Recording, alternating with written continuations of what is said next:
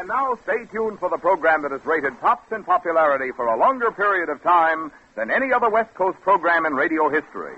The Signal Oil program, The Whistler.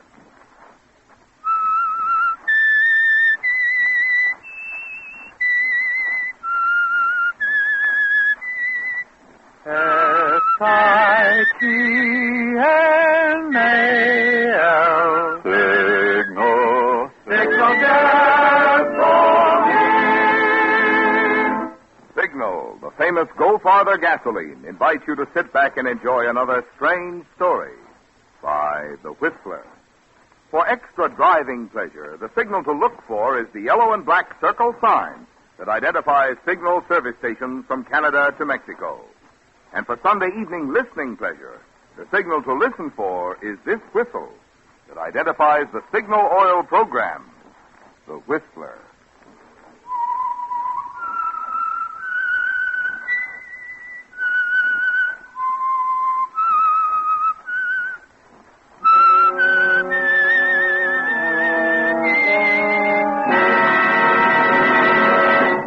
I am the Whistler. And I know many things, for I walk by night. I know many strange tales hidden in the hearts of men and women who have stepped into the shadows. Yes, I know the nameless terrors of which they dare not speak. And now the Whistler's strange story, Debt of Honor.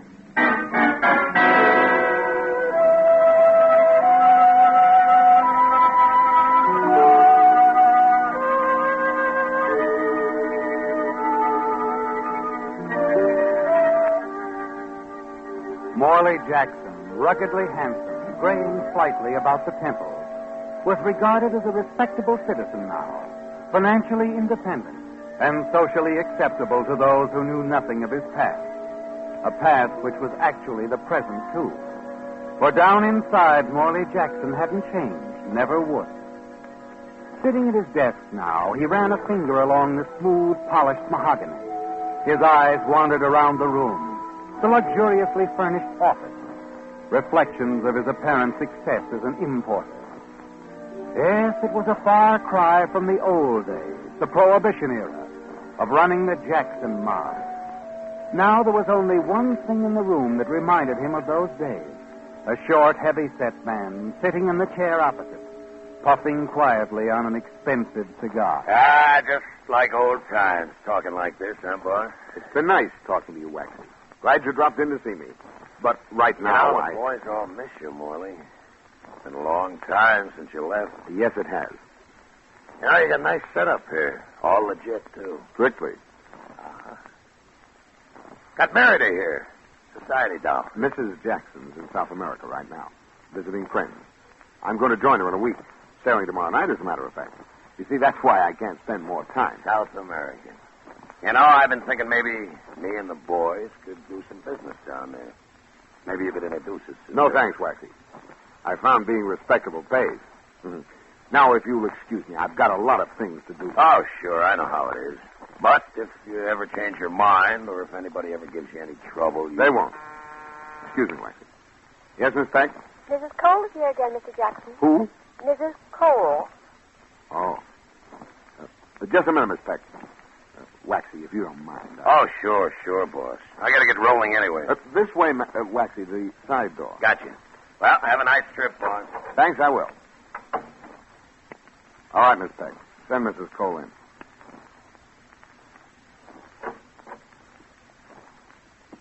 Ah, Mrs. Cole. Come in. Good afternoon, Mr. Jackson. Nice to see you again. This is Mr. Black, Larry Black, a friend of Fred's. I hope you don't mind. Of course not. Mr. Black? Oh, hi, Mr. Jackson. Sit down, won't you? Thank you. You, got my note, Mrs. Cole? Oh, yes. I was very grateful for your expression of sympathy. It was a great shock to all his friends. Your husband was a fine man. Perhaps greater than any of us realized. Yes, my husband was a fine man. He trusted everyone implicitly. If there's anything I can do... Well, there is, Mr. Jackson. As you know, Fred died unexpectedly, and he left Mrs. Cole in rather straitened circumstances. Oh? I'm very sorry. All the insurance will go for death. Even the house must go. I had no idea it was that bad. Fortunately, there is one thing that will enable Mrs. Cole to salvage something. And that's the money you owed to Fred. The money I owed to Fred? Oh, the money he let you have years ago, Mr. Jackson. It came to $30,000. You must be mistaken. I didn't owe your husband a cent. But Fred spoke about it to me several times. He called it a debt of honor. He told me you would surely repay it. Good, there must be some mistake. 4 days before he died, he mentioned it to me. And to me, Mrs. Jackson. Oh, I must have that money. Why, surely you realize my position. No, there's no legal way Mrs. Cole can make you pay, but out of decency, out of common decency. Why, it's a debt of honor. Mrs. Cole, we're wasting time. Yeah. I told you, Florence, I warned you. It takes gentlemen to recognize a debt of honor. That's enough, Black. Better think it over, Mr. Jackson. I don't intend to. As far as I'm concerned, the matter's closed. Now, if you don't mind, I'm terribly You'll busy. pay or else. I don't like threats, Mr. Black. Oh, please, Harry, take me home. All right, Florence, come along. I'll be back, Mr. Jackson. Don't waste your time. Good afternoon, Mrs. Cole.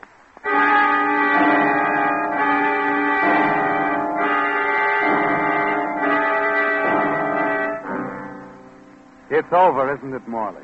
The scene you've expected ever since Fred Cole died. You know you're safe now. Legally, Mrs. Cole can never force you to repay the debt. Fred loaned you the money out of friendship. You signed nothing, and there's no legal evidence. And you're not even worried about friend Larry Black, what he'll do. No. Minutes after they've gone, you erase the scene from your mind. Your thoughts are of your wife, Constance, your trip to South America. Miss Peck, Yes, sir? has my steamship ticket arrived? Yes, sir. An hour ago. I have it here. Good.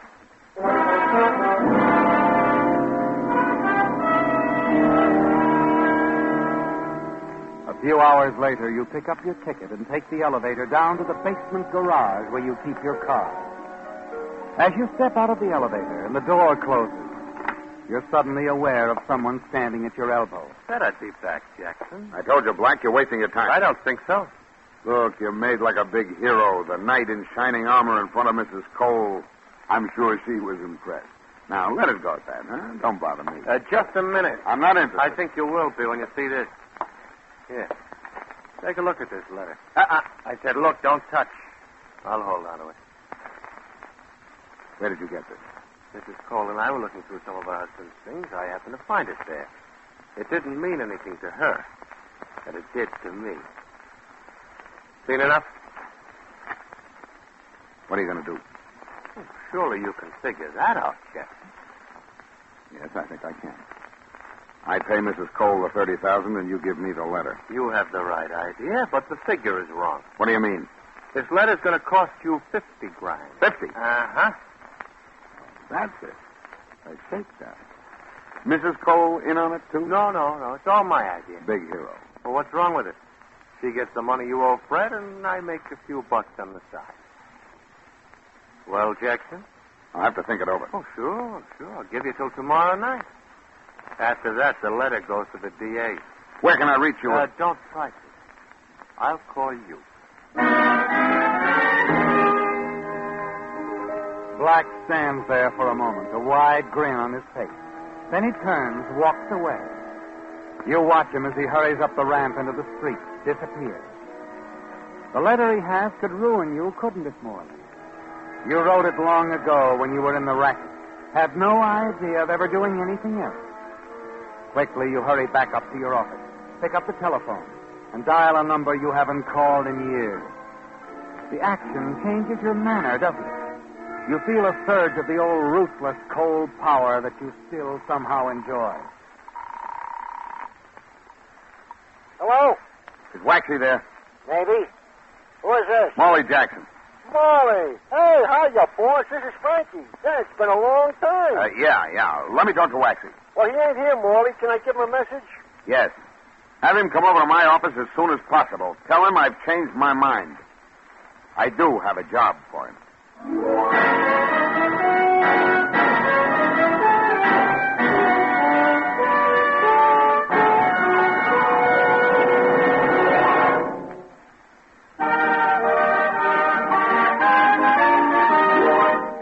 $3 Signal gasoline book is being sent to Alma H. Dickey of Los Angeles, California, as a token of our appreciation for this limerick. A girl in a new car from Lancaster was chagrined when an old flivver passed her. Said the driver, "My lass, if you'd use Signal gas, you'd not only go farther, but faster." Signal, Signal, Signal gasoline. Your car will go far with Go Farther gasoline. A smart fellow, that flivver driver in the limerick. He knew what more and more drivers discover when they switch to Signal, the famous Go Farther gasoline. That mileage and performance are like birds of a feather. They go together. After all, to give you such good mileage, today's Signal gasoline has to help your engine run more efficiently. And when your engine runs more efficiently, you naturally notice quicker starting, faster pickup, and smoother power. So if it's driving pleasure you want, you can count on happy going when you power your car with Signal. And if it's mileage you're interested in, well, naturally, you want the famous Go Farther gasoline. Signal, that is.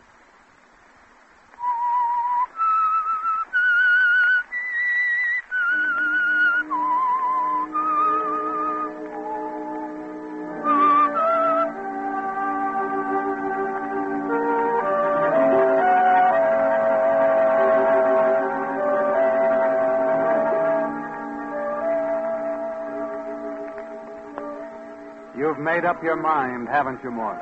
Larry Black, the threat he holds over you must be eliminated. It would never do if the district attorney found out you were deeply involved in a killing years ago. It would mean the end of everything for you. This fine office, a prosperous business, your social position, everything would be wiped out. And your wife, Constance, waiting for you in South America. You wonder how she would feel. Paying Black the $50,000 is not the way you've been trained in paying debts, not even a debt of honor.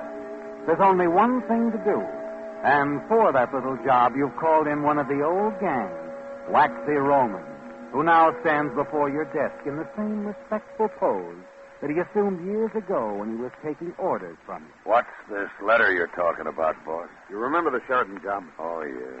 Fred Cole knew all about it. I told him on the spot. He'd been a good friend. Also, I wrote him a letter. Well, that wasn't very smart. No, it wasn't, but I did it anyway. All right. Now this guy Black has it. If he turns it over to the DA, well, they could wreck me. Maybe send me up for good. So you want I should do you a little favor. You want me to get the letter back, huh? Yes, and I want you to get rid of Black. Okay. It'll cost you real dough. I got a new man now, and his price is high. $5,000. All right, but no slips, remember. You can depend on us, boss. Just tell me who, where, and when. His name's Lawrence Black. Lawrence Black. He's probably going to be laying low for the next 24 hours. Your man might have a little trouble finding him. Don't worry. Have him keep an eye on Mrs. Cole's house. She lives at 127 Sutton Place. He's been playing big hero to her. 127 Sutton Place. Okay. You think you'll have the letter on him? Probably. And I want your man to get that letter before he does whatever he wants to with Black. Well, you do a good job, boss. Of course, you'll leave my name out of it. Oh, sure. Okay. And remember, I sail tomorrow night. Don't worry, boss. It's in the bag.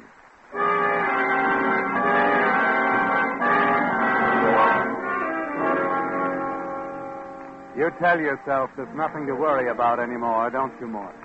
You know you can depend on Waxy. Yes.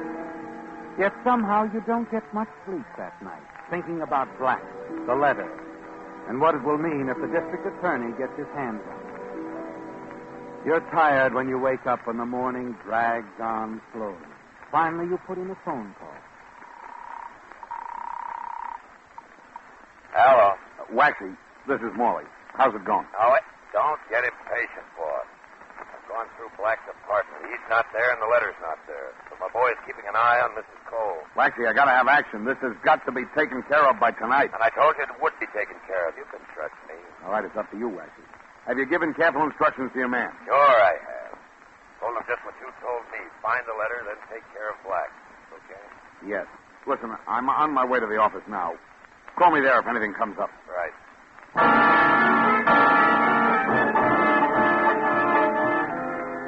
You hurry to lunch, determined to put it out of your mind. Leave everything to Waxy. Yet as the day wears on, you find yourself becoming more and more nervous. 2 o'clock. 3. 4. Still no word from Waxy. It isn't easy waiting, is it? Knowing that the letter linking you to the Sheridan murder is still in Lawrence Black's possession. All your plans, your whole future depends on getting that letter back. You pace the floor of your office, and finally the phone rings.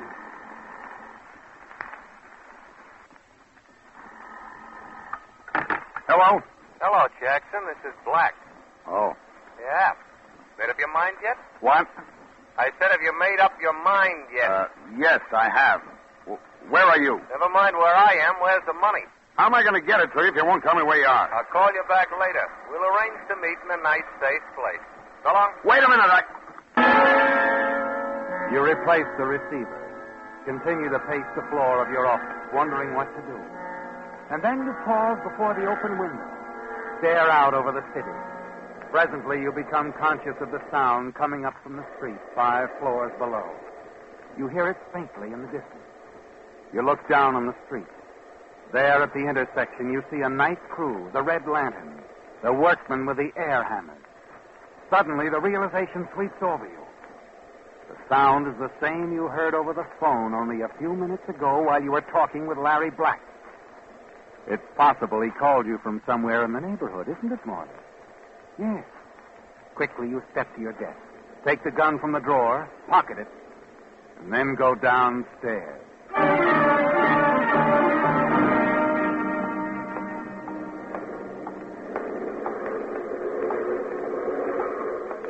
As you hurry down the street toward the intersection, you look into every shop, bar, cafe. Finally, you see him. Larry Black, paying his bill in the small diner near the corner. You step back out of sight and wait.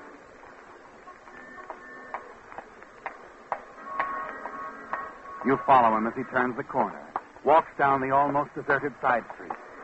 Halfway up the block, he gets into a small coupe. You're right behind him. Hello, Black. It's you. Yeah. Suppose we go for a little spin in your car. You drive. I'll give the directions. Now, look, Jackson, don't Get going, Black. Okay. But if you think I'm afraid of that gun, you're wrong. You wouldn't take a chance like that. Add it up your way, but just get going.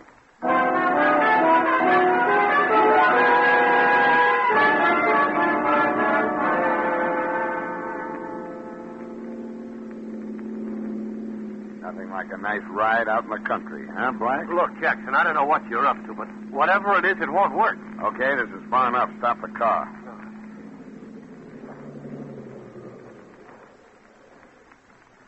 Nice here, isn't it? Nice view of the river down there. Listen, Jackson. Get out. But I'll... Out. Now, straight ahead. Down that path. Now, we could make a deal, Jackson. Sure, we'll make a deal. You have the letter with you, I hope. Well, you don't think I'd be fast enough to carry it with me, do you? I think so, yes. All right, this is as far as we go. Okay. Now, hand me your coat.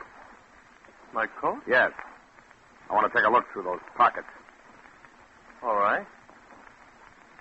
Here. Suddenly, he swings the coat around and to hit you in the face.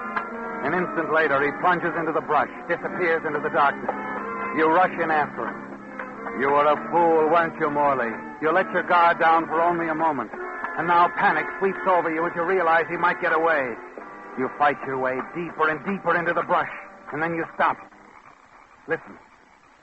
Hear only the sound from the river. Suddenly behind you, a twig snaps. You whirl around as he jumps at you out of the darkness. His hand closes over your wrist, and you struggle to bring the gun around. You stand there for a moment, staring down on him. He's dead, isn't he, Morley? Then you lean over, search through his pockets, but the letter isn't on him. It must be in the coat. You hurry back to the path where you dropped it. The coat's gone. Frantically, you look around. You can't understand what's happened to it, can you?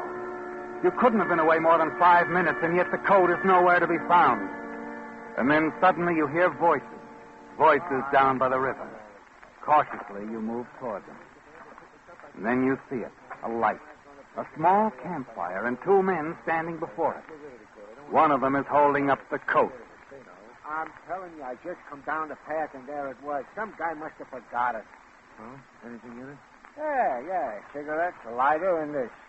Your heart sinks as you see him hand the letter, your letter, to the other man. You watch him as he reads it. Then he shrugs his shoulders and tosses it to the ground.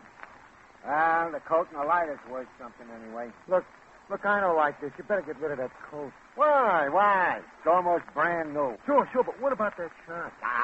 What shot? I tell you, it was a car up there on the road. And I tell you it was a shot. Sure, what if it was? We ain't done nothing. Now, sit down and relax. You watch the two men as they sit down in front of the fire. One of them is playing with a cigarette lighter. And a few feet away from them is the letter. Your letter, Morley. You can't leave it there, can you? Not with Larry Black's body in the reed some 50 yards away. The minutes drag by. And you stand there, wondering how long you're going to have to wait. You become more and more tense. Quarter of an hour goes by, and then... I don't like it, Riley. I ain't sticking around. For the love of mine. I'm getting out of here, and if you got any sense, you'll do the same. And get rid of that coat. Now, look, Red. Suit yourself. I'm leaving. Okay. But it's a swell coat. Wait up. You're all... You watch as the two men stomp out the fire and then move away. When they're out of sight, you hurry into the clearing. There's the coat and the letter. And then you're startled by a voice. I'm going to make sure that fire's out and pick up that coat. It's one of the men you've just seen. You've got to move fast. You grab the letter, slip it into your coat pocket, and run up the path to the car. And drive back toward town.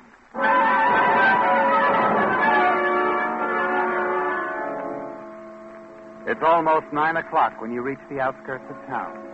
You leave Black's car on a side street, take a taxi downtown, and make a phone call. Hello. Hello, Waxy. Oh, hello, Morley. Been trying to reach you. Look, we ain't doing so good with Blank. He must have left town. My man's been keeping an eye on Mrs. Cole, and I don't... What's funny? He left town, all right. He's taking a long, long trip. What do you mean? Forget it, Waxy. It's all over. Yeah? What, after all the trouble we went to... Don't worry, your boy will get his money just the same. Fine, boss. I'll tell him to stop tailing Mrs. Cole right away. That's right. Boss. Hey, we're going to get together for a drink before you leave? I can't, Waxy. Don't even have time to go back to my apartment. I'm having my things sent down to the boat. Oh. We'll have that drink when I get back. Okay? Okay. Well, bon voyage, Morley. Bon voyage.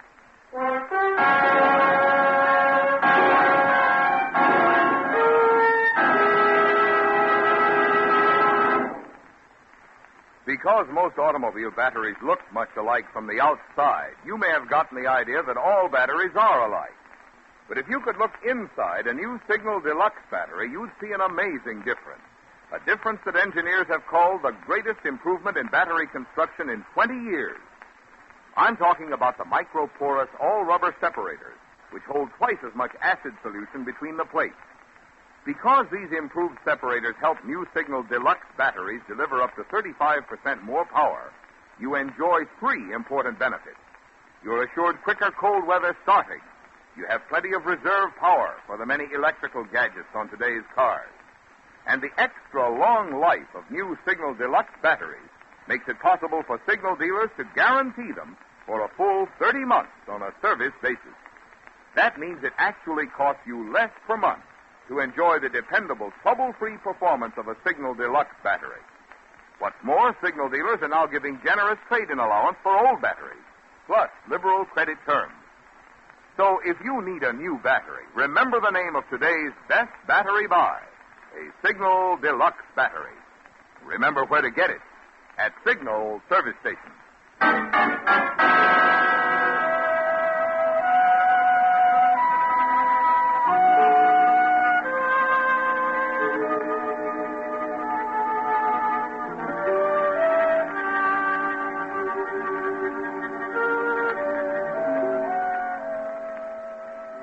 It's over, isn't it, Morley? The threat to your future has been eliminated. And as you hurry down to the waterfront, you congratulate yourself. Everything has worked out as you knew it would. Larry Black is dead. And the letter that would have sent you to prison for life rests safely in your inside coat pocket. Now there's a pleasant voyage ahead for you. South America, and your wife Constance waiting there. As you arrive at the docks, you realize the murder gun is still in your pocket. You've got to get rid of it. Destroy the letter, too. You slip away from the small crowd, hurry along a dark, deserted wharf nearby. Then, as you're about to toss the gun into the water, you hear footsteps. You slip the gun back into your pocket. Mr. Jackson. Why, Mrs. Cole. Oh, I understand you're sailing tonight. That's right. But the money. I thought I made that quite clear to you. I don't owe you a cent. Oh, but Fred told me. He wouldn't lie, Mr. Jackson. Don't be ridiculous. Very well. I can see I'm wasting my time talking to you. However, I'm sure your wife will want that money repaid. She'll listen to me. Good night. Wait a minute. You're going somewhere, Valley. What? I want to talk to you. Oh!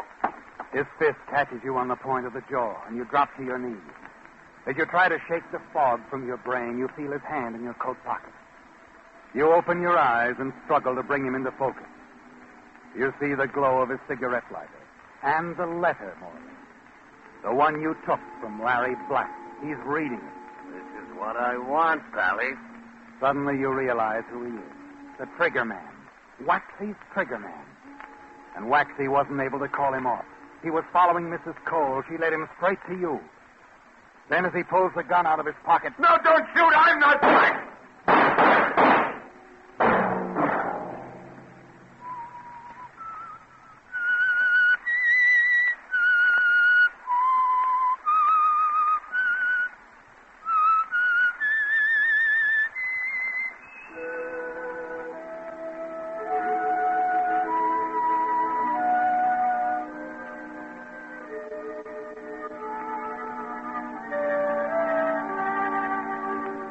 Let that whistle be your signal for the Signal Oil program, The Whistler, each Sunday night at this same time.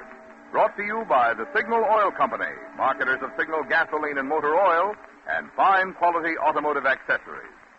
Remember, if you would like the fun of having your friends hear a limerick of yours on The Whistler, the address to which to send it is the Signal Oil Company, Los Angeles 55, California. All limericks become the property of the Signal Oil Company. Those selected for use on The Whistler will be chosen by our advertising representatives on the basis of humor, suitability, and originality. So, of course, they must be your own composition.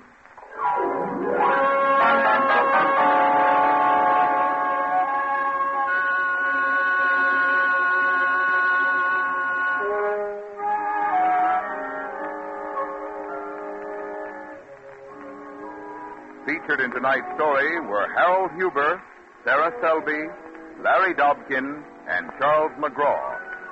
The Whistler was produced and directed by George W. Allen, with story by Harrison Negley, music by Wilbur Hatch, and was transmitted to our troops overseas by the Armed Forces Radio Service.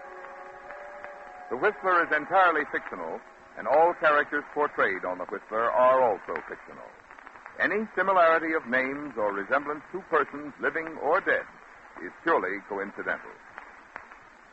Remember, at this same time next Sunday, another strange tale by The Whistler.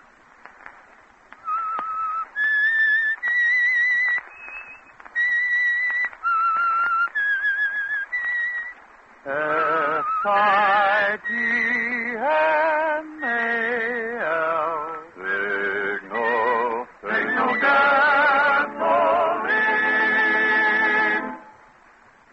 Don't forget, when you give to the community chest, you are helping not just one organization, but many worthwhile causes that directly benefit 4 out of every 10 families. Just stop and think of that when you're deciding how much to give to the community chest. Marvin Miller speaking. This is CBS, the Columbia Broadcasting System. You've been listening to the OTR Gold Network. Find more classic radio at otrgold.com.